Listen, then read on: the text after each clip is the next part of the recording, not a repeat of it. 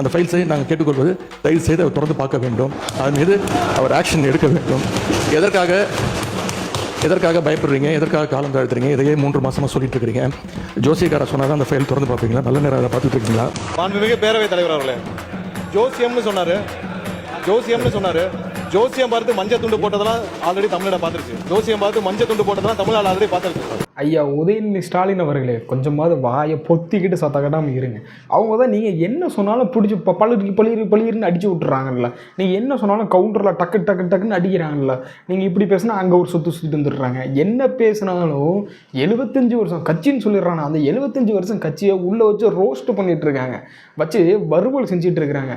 கூச்சநாச்சமே இல்லாமல் அட்டி வாங்குறது எப்படின்னா, அதுக்கு தான் லைவை கட் பண்ணுங்க. ஐயோ லைவில் ஓடுதே, நம்ம இங்கேருந்து அவஸ்தப்படுறதா லைவில் தெரியுது, வெட்ட வெளிச்சமாக தெரியுது, மக்களுக்கு தெரியுது, கட் பண்ணி போட்டு வச்சு ஓட்டுன்னு ஓட்டுறான்ல, என்ன பண்ணுன்னு தெரியலன்னு சொல்லிட்டு படப்படப்பில் லைவை கட் பண்ணுறதுலேயே குறிக்கோளாக இருக்கிறீங்க. நடக்காது. நீங்கள் இப்போ ஒன்று பண்ணீங்க பார்த்தீங்களா, இத்தனை வருஷம் ஒரு 10, எனக்கு தெரிஞ்ச இந்த 10 வருஷம் இந்த மாதிரி ஒரு லைவ் ஓடிருச்சுன்னா பல இதை நம்ம வந்து வெட்ட வெளிச்சமும் அப்போவே தெரிஞ்சிருக்கும், அப்போவே ஏதாவது ஒரு மாற்றம் உருவாகிருக்கும்னு நினைக்கிறேன். பட் இதனால தான் வந்து அவங்களுக்கு சாதகமானதை மட்டும் கட் பண்ணி விட்டுட்டு இருந்திருக்காங்க. இப்போ லைவில் எல்லாம் போன உடனே திருச்சிட்டு இருக்குது. முக்கியமாக பார்த்தீங்கன்னா நம்ம எதிர்க்கட்சி தலைவர் அவர்கள் ஏதோ 2 மணி நேரம் தான் பாத்ரூமில் இருந்தான்னு நினச்சேன். பார்த்தீங்கன்னா 3 மணி நேரம் இருந்ததா. இப்போ சட்டசபையில் தாங்க பேசுனாங்க, நான் பேசலை. பெரும் சபையில் நீ நடந்தால் உனக்கு மாலைகள் விழ வேண்டும், ஒரு மாசு குறையான மன்னவன் இவர் என்று போற்றி புகழ வேண்டும். இந்த பாடல்கள் கண்ணதாசன் அவர்கள் எம்ஜிஆர் அவர்களுக்காக புரட்சி தலைவருக்காக பாடினது.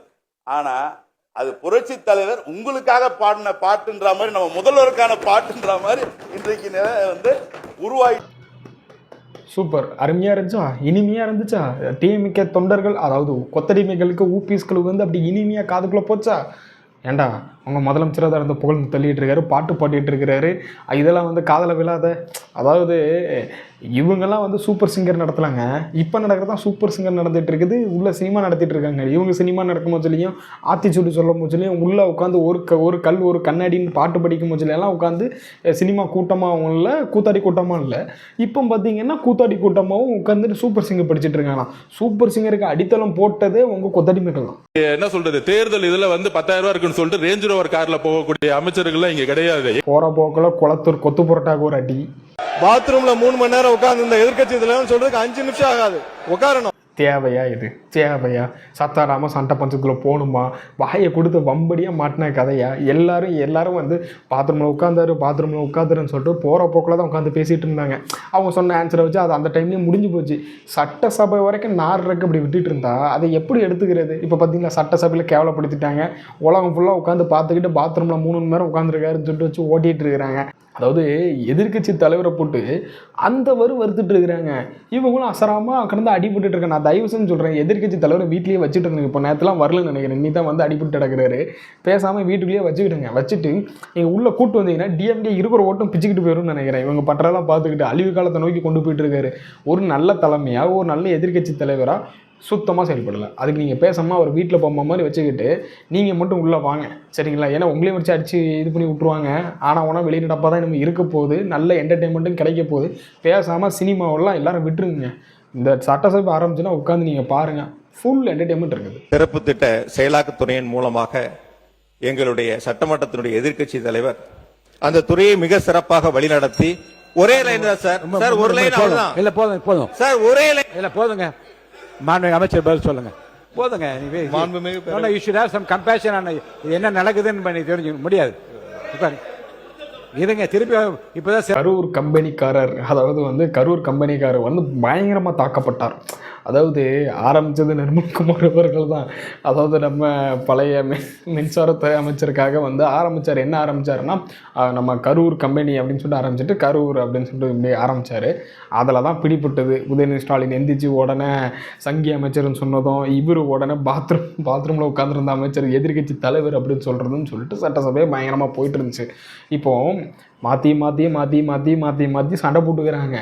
ஆனால் அந்த சண்டை மக்களுக்கானதாக இருந்துச்சுன்னா நல்லா இருக்குமே தான் நான் ஆல்ரெடி ஒரு வீடியோவில் நேற்று போட்ட வீடியோவில் நம்ம அதை சொல்லியிருக்கோம். பட் இங்கே பார்த்தீங்கன்னா அப்போந்தான் ஒரு ஹெல்த்தியான சண்டையாகவும் இருக்கும், மக்களுக்காக இங்கே சண்டை போட ஒரு ஹெல்த்தியான வேவாகவும் இருக்கும்.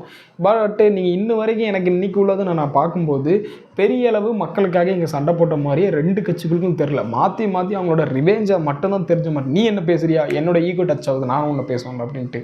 முக்கியமாக பார்த்தீங்கன்னா இந்த எதிர்கட்சியில் இருக்க ஆக்கப்பூர்வமாக எதுவும் எடுத்து வைப்பாங்கன்னு பார்த்தோன்னா சுத்தமாக எடுத்து வைக்க மாட்டேங்கிறாங்க. இப்போ இங்கே ஒன்றே இந்த நான் நினச்சேன் இந்த கார் விஷயத்தை திரும்ப கொண்டு வருவாங்க அப்படின்ட்டு. கண்டிப்பாக வந்து கார் விஷயத்தை கொண்டு வந்து அது பெருசாக பேசப்பட்டு மக்கள் மத்தியில் இந்த பார்த்தீங்களா உங்கள் டேக்ஸு உங்களோட வரியில் தான் உட்காந்துட்டு பயங்கரமாக செலவழிச்சிட்டு இருக்காங்க அப்படின்னு சொல்லிட்டு ஒரு கதைகளை விடுவாங்க. கதையில் ஒரு விதத்தில் அதுவும் ஒரு உண்மை தான், கொண்டு வருவாங்க. ஏன்னா கொஞ்சம் கூட பேக்ரவுண்ட் செக்கப் பண்ணாமல் டிவிக்கே இதை வந்து உடனே வந்து சட்டசபையில் வந்து சொல்கிறாங்க அப்படின்னா உங்கள் இந்த அதிகாரிகளும் சரி அதே மாதிரி இருக்கிற அந்த அமைச்சர்களும் சரி யாரோ ஒருத்தவங்க தப்பு பண்ணிகிட்ருக்காங்கன்னு தான் அர்த்தம். ஏன்னா பேக்ரவுண்ட் வெரிஃபிகேஷன் கண்டிப்பாக பண்ணணும். ஒருத்தவங்களோட அஃபிலேட் அந்த இதை பார்த்தாலே தெரிஞ்சிடும். ஒருத்தவங்க சொத்து மதிப்பு அவங்களோட இதை தாக்கல் அந்த வேட்புமனு தாக்கல்லையே பண்ணியிருப்பாங்க, அதுலேயும் தெரிஞ்சிடும். கார் இல்லை ஆட்டோவில் வரேன்னு சொன்னவரெலாம் வந்துருந்து பார்த்தீங்கன்னா ஏதோ நிறைய கார் வச்சுருக்காரான், அவ்வளோ காராக உட்காந்து போஸ்ட் கொடுத்துட்ருக்காரான். ஏன்னா பிசிக்கிலேருந்து ஒருத்தர் சொன்னார் பார்த்தீங்களா, அவர் பேரோட தாமரக்கணியா, அவர் ஒருத்தர் இருக்கார்ல, அவர் தான் கார் வேணும்னு கேட்டது. அவர் கேட்ட உடனே காருக்கு இங்கே ஒன்று சொல்லிட்டாங்களா, அவர்கிட்டே 4-5 கார் இருக்குதான். அப்போது எல்லார்ட்டையும் இங்கே கார் இருக்குது. எனக்கு தெரிஞ்சு இவங்க யாருக்கிட்ட கார் இல்லையே அவங்ககிட்ட கொடுக்கலாம். ஏன்னா யாருக்கு ஒன்று சொல்லியிருக்கலாம், யாருக்கு கார் வேணும் அப்படின்னு சொல்லிட்டு ஒரு அப்ளிகேஷன் வாங்கிட்டு அதை ரிவ்யூ பண்ணிட்டு அதுக்கப்புறம் நீங்கள் கொடுக்கலாம்.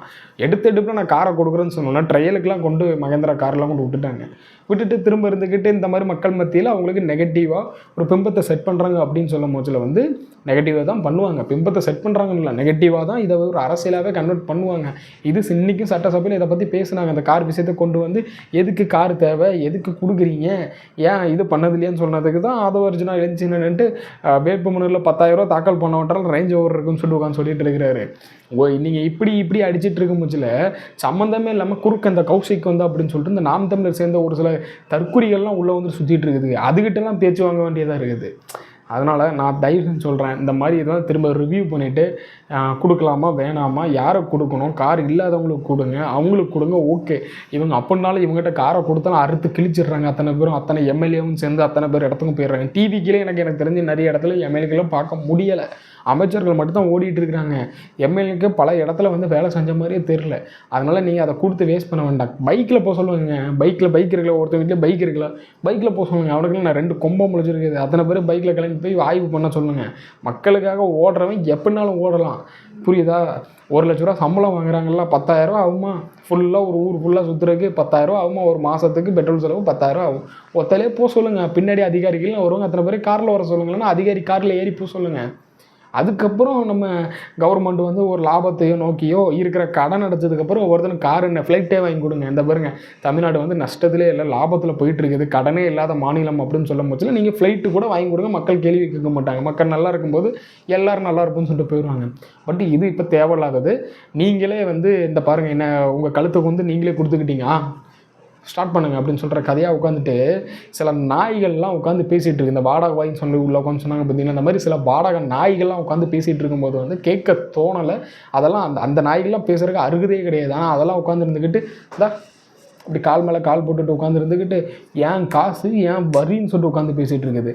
ஆனால் திருநிதி பிச்சை வாங்கும் போதெல்லாம் உட்காந்துக்கிட்டு தெரியாது அந்த நாய்களுக்கு. திருநிதி பிச்சையில் உட்காந்து தின்னு அதில் வந்து கட்சி நடத்துகிற அவங்களுக்கெல்லாம் என்ன தெரிய போகுது? அதனால் வந்து டிவிக்கே தன்னோட தப்பை உணர்ந்துக்கிடுங்க. இந்த சட்டமன்றத்தில் வந்துக்கிட்டு நீங்கள் அது எப்படி சொல்கிறது, உங்களுக்குள்ளே ஒரு வெஞ்சன்ஸை வச்சுக்கிட்டு உட்காந்து சண்டை போட்டதை விட்டு மக்களுக்கான ஆரோக்கியமான சண்டையை நீங்கள் எப்படினாலும் போடுங்க. அங்கே மக்களுக்கு தேவையானதை மட்டும் உட்காந்துட்டு சண்டை போடுங்க. அது ஆரோக்கியமானது, ஹெல்த்தியான சண்டை போடுங்க. பட் அதை விட்டுட்டு உங்களோட மாற்றி இல்லை நாங்கள் எதிரியும் கடந்து நாங்கள் வந்து மக்களுக்காக சண்டை போட மாட்டோம், எங்களை யாராவது சொன்னால் அதுக்காக நாங்கள் சண்டை போடுவோம் அப்படின்னு சொன்னீங்கன்னா 2 கட்சிக்கும் நல்லதில்லை. அதனால் அதை தெளிவாக அறிஞ்சு புரிஞ்சு தெளிஞ்சு நடந்துக்குங்க. நான்லாம் சின்ன பையன், கேட்டு ஏன் என்னோடய அட்வைஸை வாங்கணும் அவசியம் இல்லை. பட் இருந்தாலும் உங்களுக்கே தெரியணும், மக்கள் மத்தியில் இதே போக்கில் போச்சுன்னா டிவிகேக்கு மிகப்பெரிய நெகட்டிவாக செட் பண்ணிடுவாங்க.